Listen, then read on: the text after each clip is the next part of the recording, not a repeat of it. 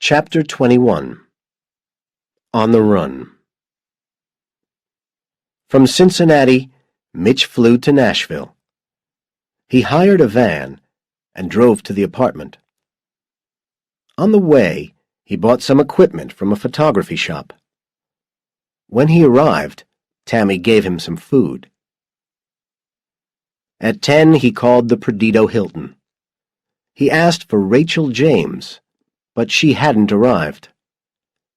He asked for Lee Stevens. After a few moments, someone picked up the phone. "Yeah?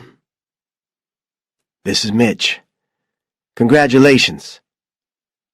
Ray fell on the bed and closed his eyes. "It was so easy, Mitch. How did you do it?" "I'll tell you when we have time. But at the moment, there are a lot of people trying to kill Abby and me. We're on the run. Don't ask me about it now. It's the Mafia and the FBI. "Is that all?" Mitch laughed. "Abby will be arriving at your hotel soon. Check that she isn't being followed, okay? She's calling herself Rachel James."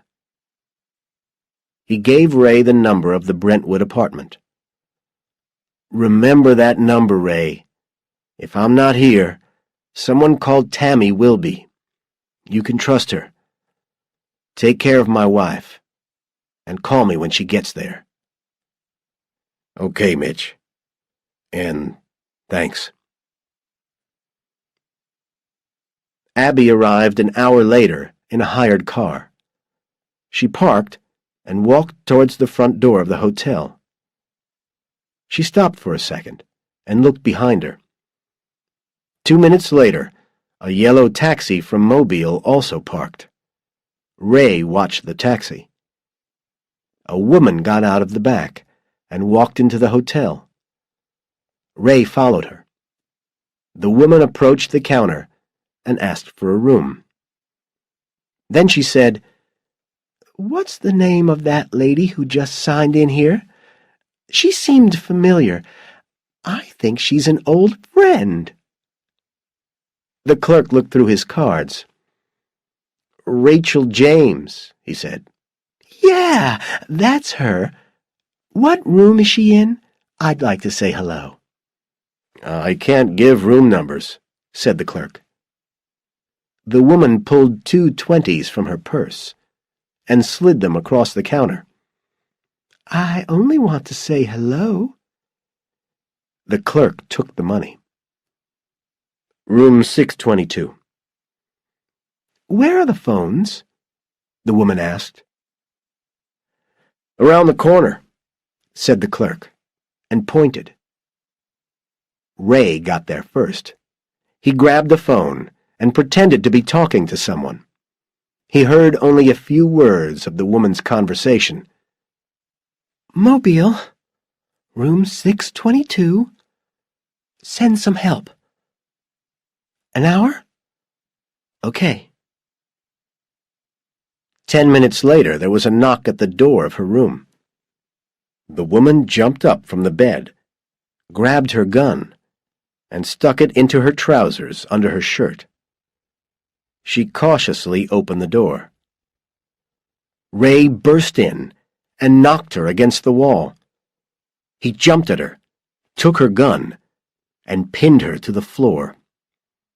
With her face in the carpet, he pushed the gun into her ear. "If you move or make a sound," he said, "I'll kill you." He opened her suitcase.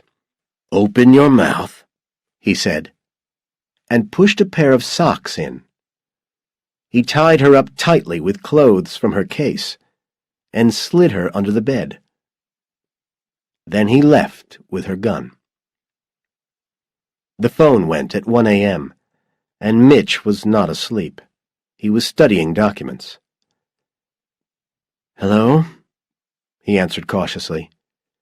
"It's Ray." "Where are you, Ray? I can hear music." "In a bar.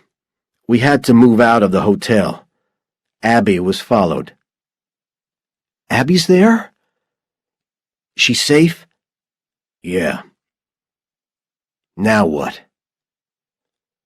Drive to Panama City Beach and get 2 rooms at the Holiday Hotel. Call me when you're there. I hope you know what you're doing. Trust me, Ray. I do. But I'm beginning to wish I was back in prison. You can't go back, Ray. We either disappear or we're dead.